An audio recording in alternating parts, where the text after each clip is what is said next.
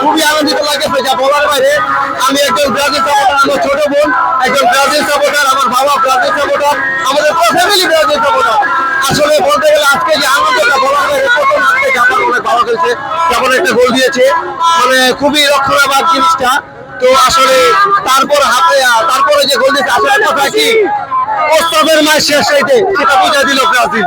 প্রস্তাবের ম্যাচ শেষ হইতে, কথাটা মনে রাখবেন, প্রস্তাবের ম্যাচ শেষ হইতে 4 দিনের বা 3 দিনের টাইম না, বিষয় একটা কথা নয়, কাজে বিশ্বাসী আমরা। ঠিক আছে, অনেক সুন্দর গোল হতে, তাই জন্য আমরা অনেক আনন্দিত, অনেক খুশি ভাইয়া, অনেক বেশি খুশি।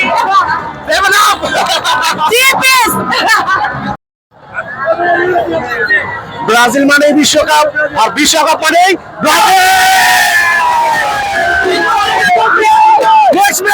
ইনশাআল্লাহ আমরা আবার জিতবো।